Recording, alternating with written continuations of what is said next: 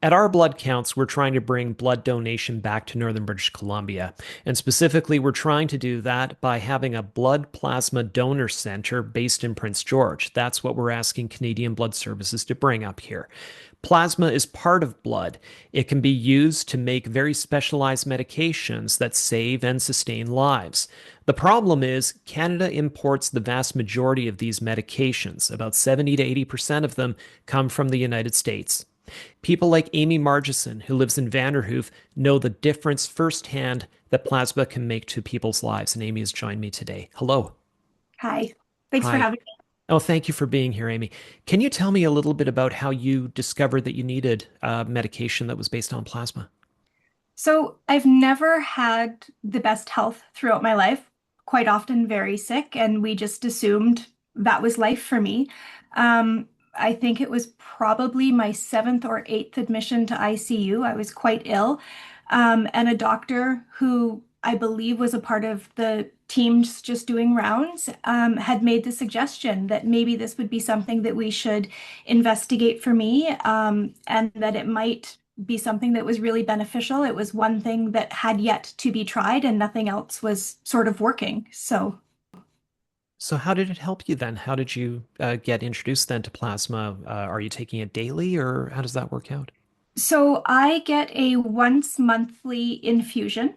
It When I first started, it was an all day thing. Now I'm still getting the same amount, and I'm out in about 2.5 hours. Um, it has completely changed my life. I went from being very sickly, sort of a spectator to my life rather than a participant in my life. I was watching my children grow up, but not being a part of them growing up. And now I used to think of my life as a TV show. I was watching it happen, but I was sitting on the couch and not participating. And now I actually am my life. I can do the things that I want. I can participate in what I want. And I can be the mom to my kids that I wanted to be, that I strived to be. Yeah. That's great. What was going through your mind when you were introduced to plasma? Was it sort of like, well, I don't know if this is going to work, or did you have really high hopes at that point? Um,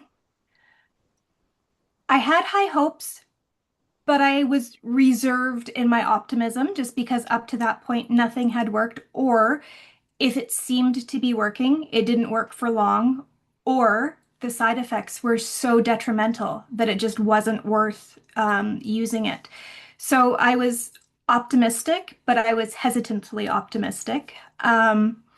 I would say there was maybe one or two instances when I first started receiving it that I was like, okay, this doesn't feel very good. Had a bit of a reaction when I was first receiving it, and they're like, nope, it's completely normal. That's why we run it nice and slow. And I was like, okay, I'm going to trust the process. And like I said, now you know, I just sit there and accept it, and it works perfectly. That's great. Hmm. Did you know about where plasma came from ultimately before you needed it and, the amount that we have to bring in from the United States?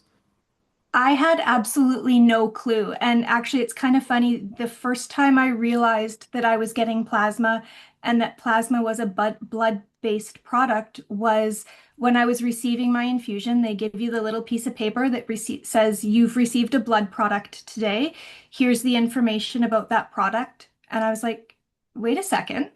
What am I getting here? And that's when I was able to have a conversation with the nurse that was administering it. And I had no clue. I thought blood was just for a, blood transfusion or a blood product that someone would need for surgery or something like that. I had no clue the vast uses that we have for blood and blood products.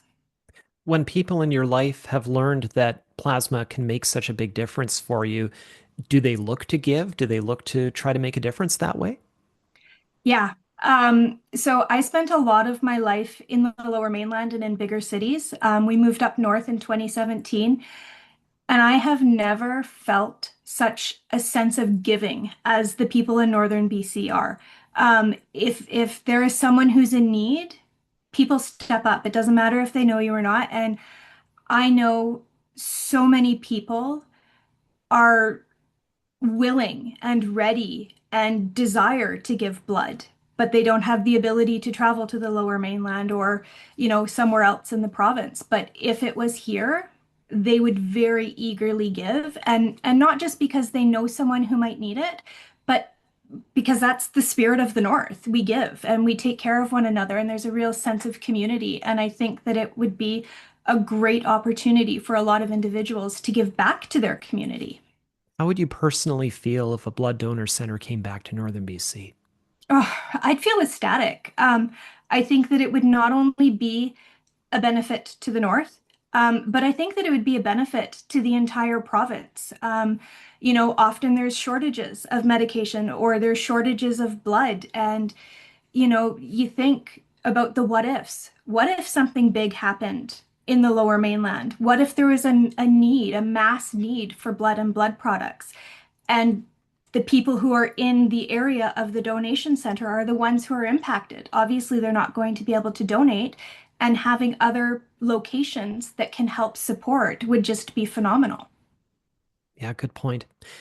You live in Vanderhoof, so I you're about do. 100 kilometers away from Prince George. Um, what do you think about the possibility of people from Vanderhoof giving in Prince George? How likely do you think that they would be to give?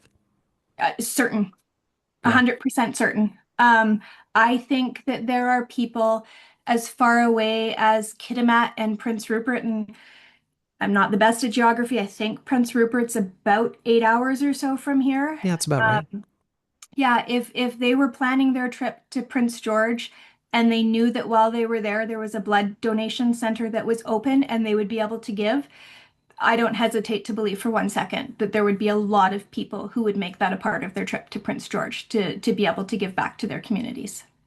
Well, hopefully we can make it happen because there are people, like you said, around the north who do want to give, but Mhm. then there are also people like you who know that need and the difference that it makes. So thank you so much for sharing your story with me. Oh, absolutely. Thank you.